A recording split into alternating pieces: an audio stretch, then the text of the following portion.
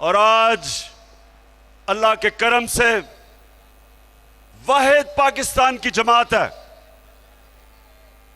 जो सारे पाकिस्तान में गिलगित बल्तिस्तान से लेके चित्राल से लेके कबायली इलाके से लेके सिंध, बलोचिस्तान, पंजाब, सारे पाकिस्तान में आज सबसे बड़ी जमात माशाल्लाह आपकी जमात है। तो खुरम मुझे इतना तजर्बा हो चुका है, मैं जब आप सबको देखा तो खुरम मैं आज आपको मुबारक दे रहा हूं, आप इलेक्शन जीत गए हैं।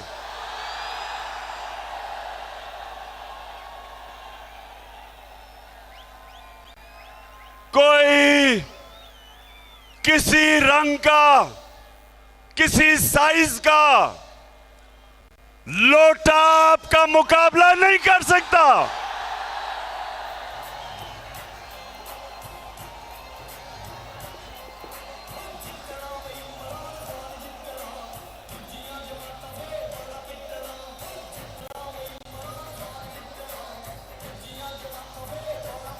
इलेक्शन मुकाबला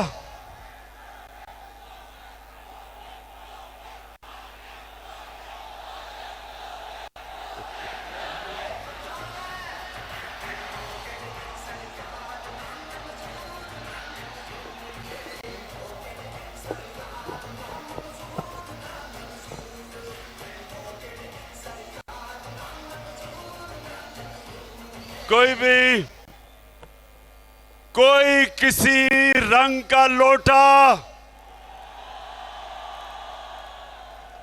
इस जुनून का मुकाबला नहीं कर सकता। लोटों में जुनून नहीं आ सकता। लोटों के ऊपर, लोटों पे बड़ा नोट खर्च किया जा रहा है। इंतजामिया को लोटों को जिताने की कोशिश करवाई जा रही है। इलेक्शन कमीशन पूरी तरह हमजा कुकड़ी के साथ मिलकर लोटों को चकाने की कोशिश कर रही है। हमजा कुकड़ी,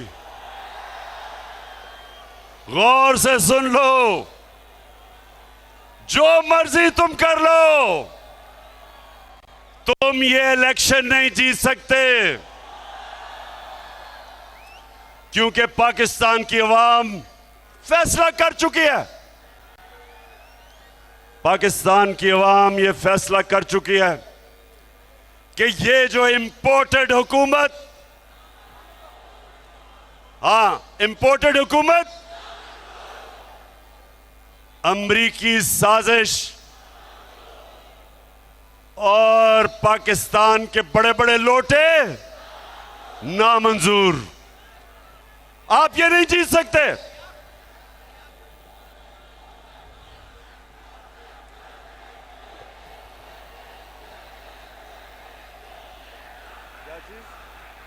क्या चीज?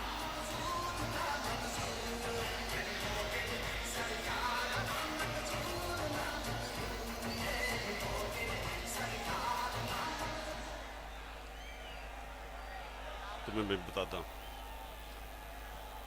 तैयाब आपको हम यहां खुशामदेद कहते हैं। इंशाअल्लाह वक्त ये चीज साबित करेगा कि आज जो आपने फैसला किया तहरीक इंसाफ में शमूलियत करने का, वक्त साबित करेगा कि ये आपका फैसला दुरुस्त था, आपके लिए भी और पाकिस्तान के लिए।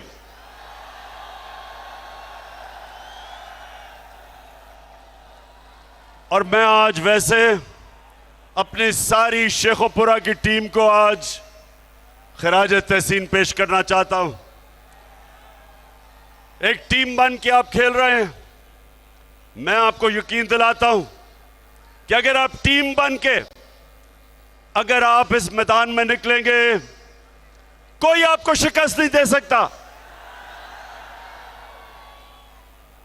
तो मेरे शेखोपुरा के बाशऊर शहरियों, सुने आप, ये मुकाबला, ये दो नजरिया का मुकाबला है।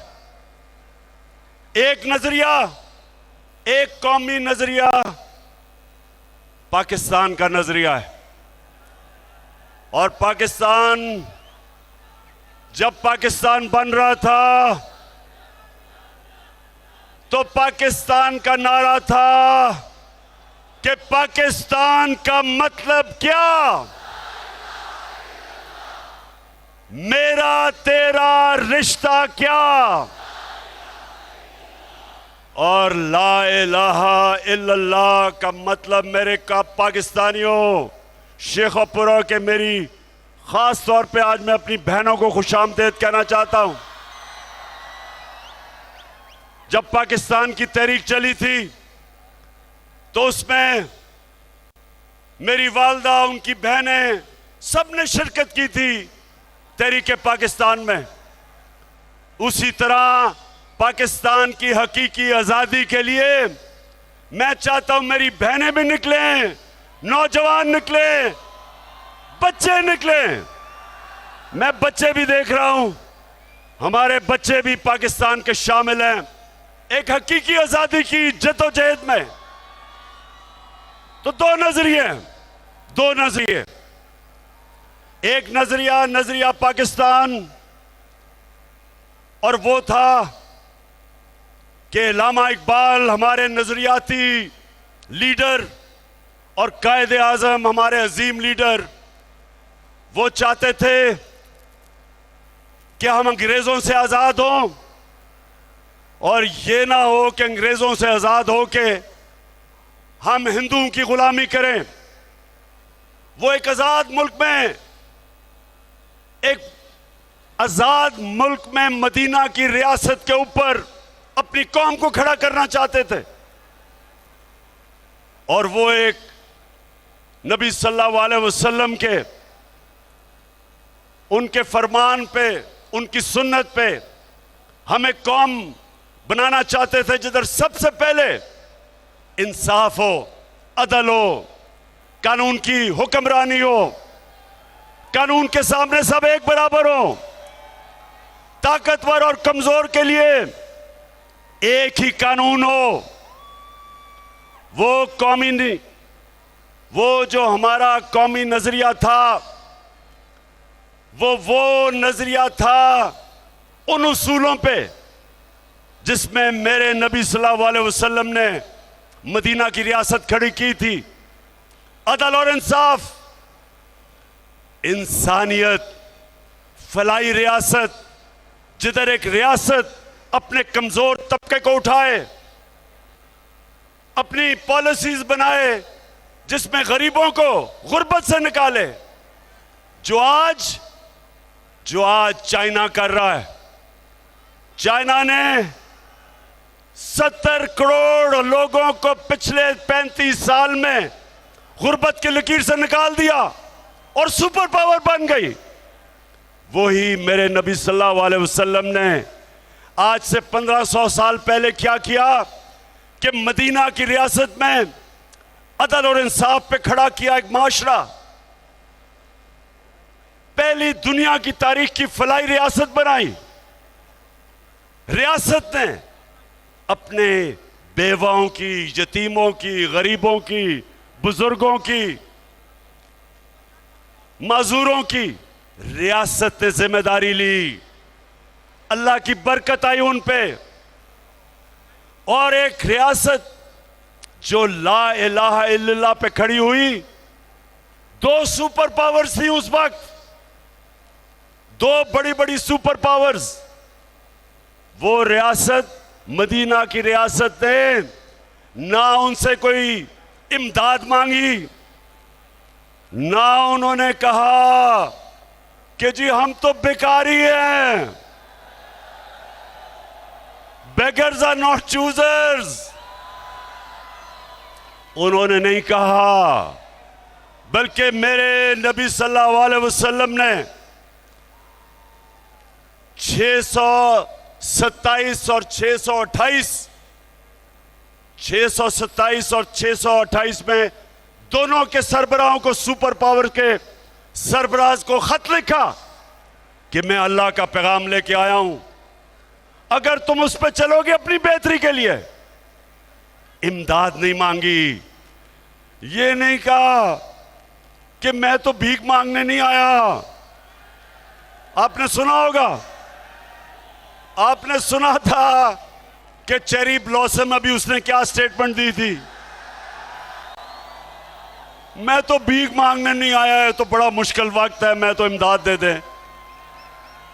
उन्होंने, क्योंकि ला इलाहा इल्लल्लाह इंसान को आजाद कर देता है।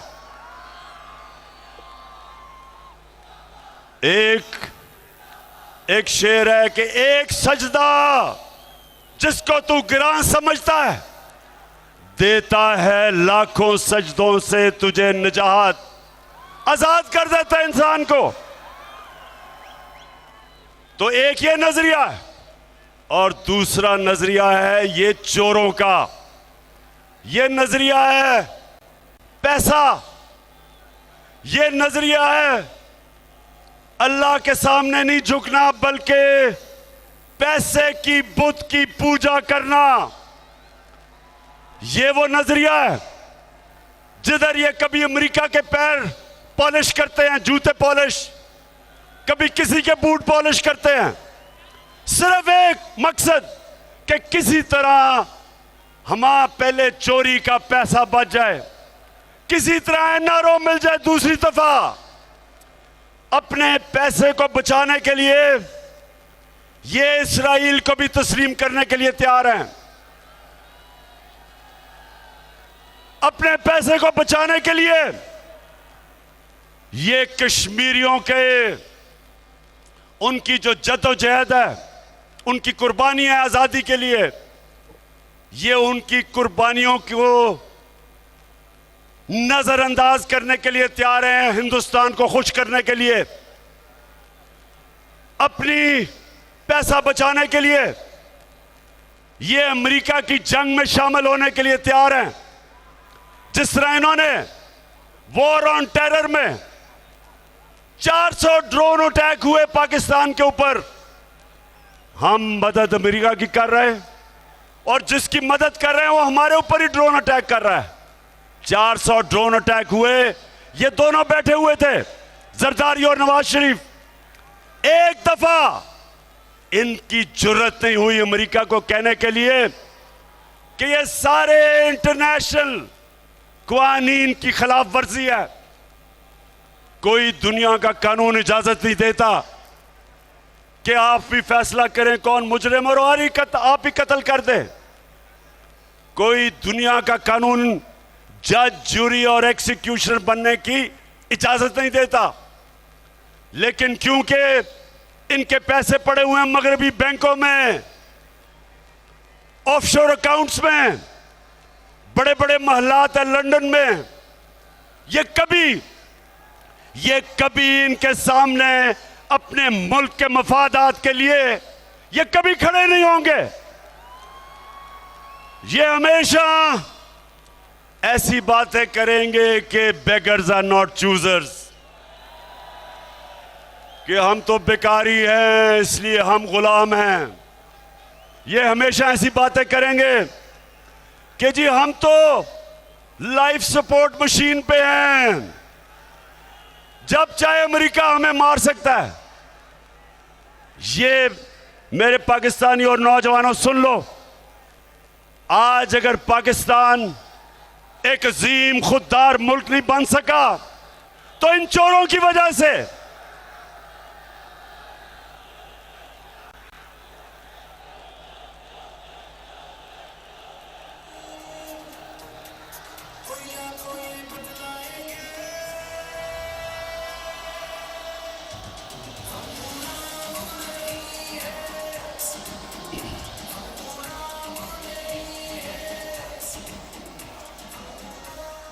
हम अब जरा सुने जो हमारा नजरिया है,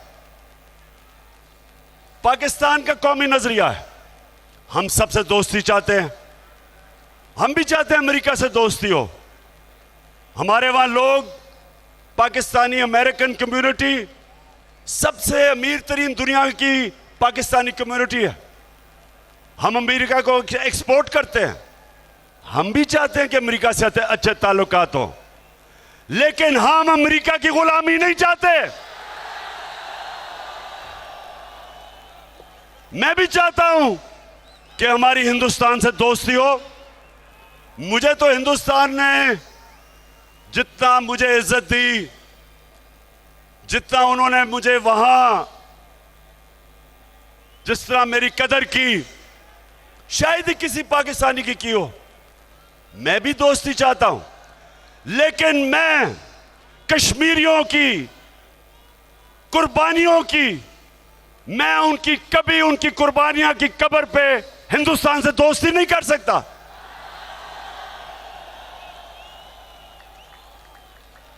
अब तक 1 लाख कश्मीरी पिछले 35 साल में कुर्बानी दे चुके अपनी आजादी के लिए। मैं कभी हिंदुस्तान से दोस्ती नहीं कर सकता जबकि मेरे कश्मीरी भाइयों के ऊपर जुल्म हो रहा हो। इसलिए हम भी दोस्ती चाहते हैं। अमेरिका कहता है कि रूस ना जाओ। भाई मैं अमेरिका से पूछता हूं, तुम हो कौन मुझे कहने वाले कि मैं रूस ना जाऊं?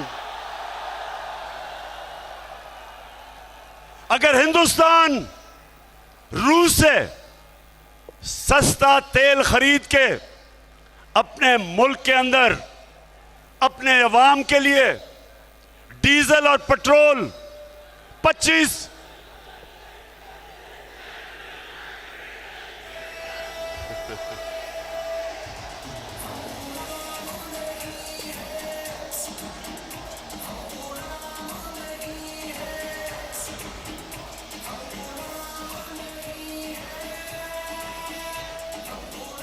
माशाल्लाह माशाल्लाह, मैं देख रहा हूं कि मैं यहां खड़ा हूं कि मैं पसीने में नहाया गया हूं, तो आप अंदर कैसे आपका हाल हो रहा होगा।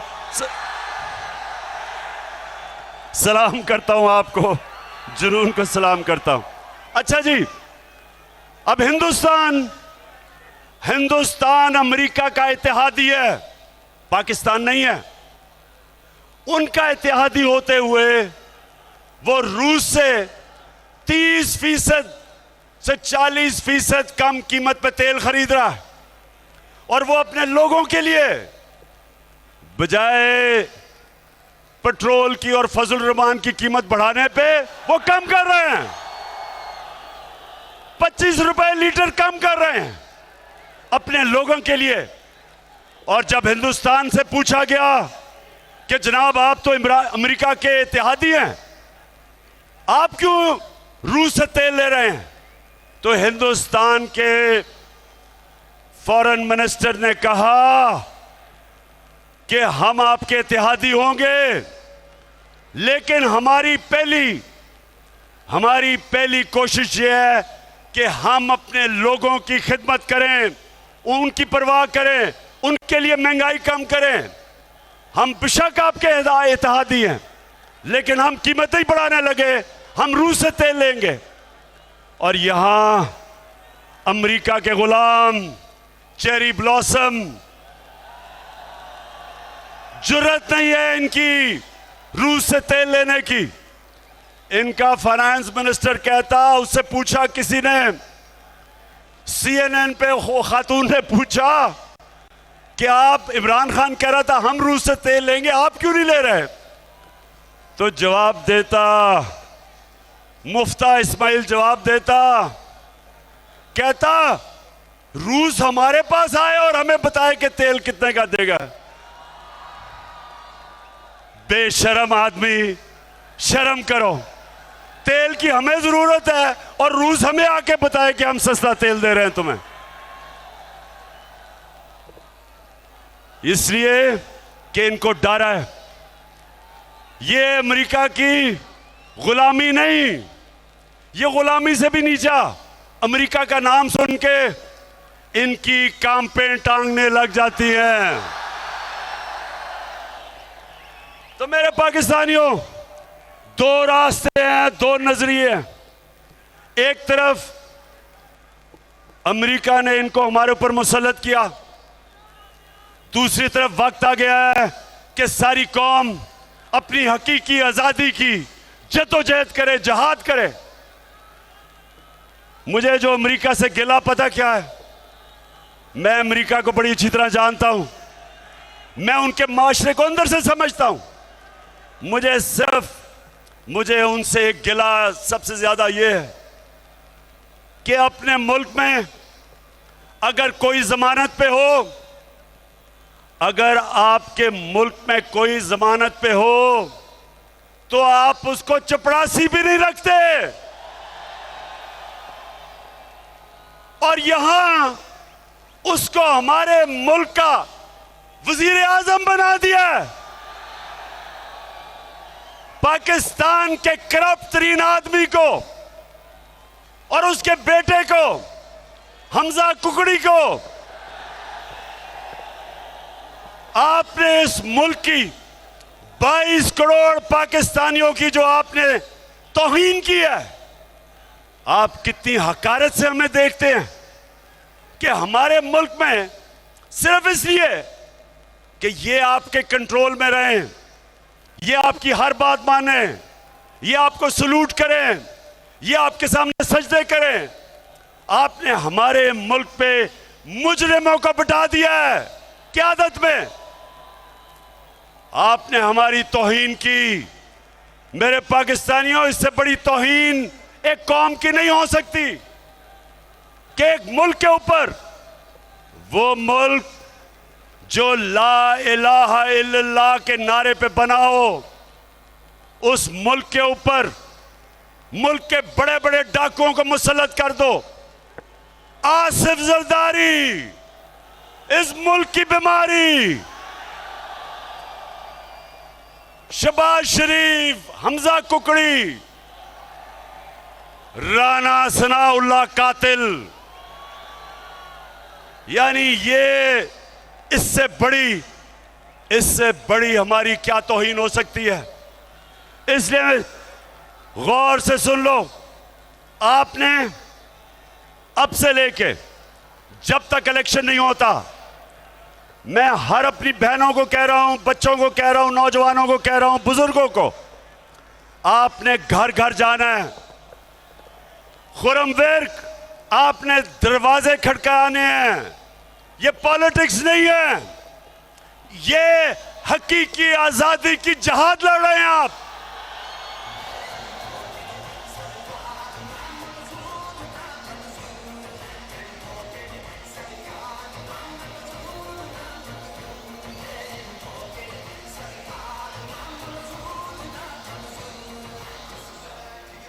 मैं आखिर में एक पैगाम देना चाहता हूं अपने मुल्क के वो इदारे जो इंसाफ दें। मैं अपने मुल्क के इंसाफ के इदारों को पैगाम देना चाहता हूं, और आपने बताना है सबने कि क्या मैं इनको ठीक पैगाम दे रहा हूं। वो ये पैगाम है कि ये कौम कभी ये जो मर्जी आप कर लें, जितना मर्जी जुल्म करें, हरासा करें, इमरान रियाज जैसे सहाफियों को,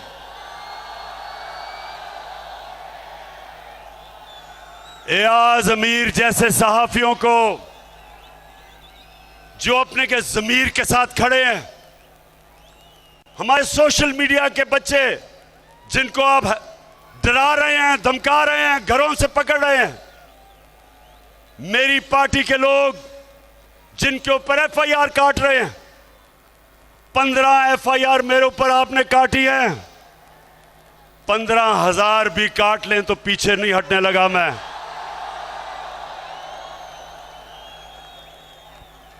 मेरे लोगों के ऊपर और वो जो मुझे कभी नहीं भूलेगा, जो मेरी बहनों के ऊपर, बच्चों पे, फैमिलीज पे 25 मई को जो आपने तशद्दुद करवाया, सुन लो कान खोल के, एक एक पुलिस वाला जिसने तशद्दुद किया था उसका हमने नाम नोट किया है, और इंशाअल्लाह एक एक को जिसने गैर कानूनी चीज की है उसका हम पूरी तरह एहतसाब करेंगे। मैं IG Punjab, chief secretary Punjab, आप कान खोल के सुन लो, आप दोनों को मैंने अपॉइंट किया था, इसलिए किया था कि आप दोनों ईमानदार हैं। ये ईमानदारी नहीं है कि जब आप हमजा कुकड़ी के कहने पे गैर कानूनी चीजें करें, जो आप ये इलेक्शन में मुदाखलत कर रहे हैं, जो ये आप इलेक्शन में धांधली करने की कोशिश कर रहे हैं इंतजामिया के जरिए, आप कान खोल के सुन लें कि सारी कौम आपको देख रही है। ये तो भी 17 को इंशाल्लाह दूध का दूध पानी का पानी हो जाएगा, उसके बाद भी आपकी जिंदगी है। जिस तरह आप इस इलेक्शन में गैर कानूनी चीज करेंगे उतना आपको कानून का सामना करना पड़ेगा, और हम एक एक को जिसने कानून तोड़ा, आपको मैं ये वाज़ेह कर दूं कि ये कौम आपको बख्शेगी कि नहीं। अब मुल्क बदल गया, पुराने जमाने का पुराना पाकिस्तान, इंतकामी कार्रवाइयां, इलेक्शन में धांधली, झूठी FIR, लोगों को मारे पड़वानी, ये अब आज आपको इलेक्शन नहीं जिताने लगी। मुल्क बदल चुका है, सोशल मीडिया का जमाना है, इंफॉर्मेशन को नहीं रोक सकते। जो हलकों के अंदर 10-10 हजार रुपए के चेक बांट रहे हैं लोगों को खरीदने के लिए, मेरी सारी लोगों को पैगाम यह है कि पैसे इनसे लेना लेकिन ठप्पा बल्ले पे लगाना। शेखपुरा, अब बस मैं आखिर में एक चीज आपसे पूछना चाहता हूं, हाथ खड़ा करके आपने एक चीज मुझे बतानी है कि अब से लेके पोलिंग डे तक हाथ उठा के बताएं कि आपने घर घर जाना है। ये आपकी इलेक्शन है, ये हमारे मुल्क के मुस्तकबिल की इलेक्शन है। इस इलेक्शन से फैसला होगा कि क्या पाकिस्तान इन चोरों का बनेगा या एक वो कायदे आजम का पाकिस्तान बनेगा, खुददार कौम बनेगी, आजाद कौम बनेगी, अदल और इंसाफ वाली कौम बनेगी, कानून में सब एक बराबर होंगे। ये नहीं होगा। नबी सल्लल्लाहु अलैहि वसल्लम ने कहा, और नौजवानों इस हदीस को लिख लो, उन्होंने कहा कि तुम्हारे से पहले बड़ी कौमें तबाह हुई, बर्बाद हुई, जिधर ताकतवर के लिए एक कानून, यानी वो ताकतवर डाके मारे तो उनको NRO मिल जाए, और गरीब लोगों को, चोरों को जेलों में डाले, कौम तबाह हो जाती है। हमारी तबाही का, यानी हम उधर जिधर पहुंचना चाहिए था, हम सिर्फ इसलिए नहीं पहुंच सके कि हमारे बड़े बड़े डाकू दंदनाते फिरते हैं, अरबों रुपए की चोरी करके NRO ले लेते हैं, माफ करवा लेते हैं चोरी, और हमारा आम आदमी साइकिल की चोरी, भैंस की चोरी, मोटरसाइकिल चोरी, वो जेलों में चला जाता है। इसके लिए इस निज़ाम के मुतालिक हजरत अली रजी अल्लाह ताला ने फरमाया था कि कुफर का निजाम चल जाएगा, लेकिन जुल्म और नाइंसाफी का निजाम कभी नहीं चल सकता। इसलिए तैयार हो जाओ। हमने ये जुल्म का निजाम, जिधर सारे चोर हमारे ऊपर मुसल्लत होके, और इन्होंने एनआरओ लिया है 1100 अरब रुपए का, 1100 अरब रुपए की चोरी इन्होंने नैब की अमेंडमेंट करके माफ करवा ली है। 1100 अरब रुपया इन्होंने माफ करवाया है। अगर इससे आधा हम आपके ऊपर खर्च कर देते, आपको सब्सिडी दे देते, तो हम बिजली की कीमत भी कम कर सकते थे, गैस की कीमत भी कम कर सकते थे, पेट्रोल की कीमत भी कम कर सकते थे, और फजलुर रहमान की कीमत भी कम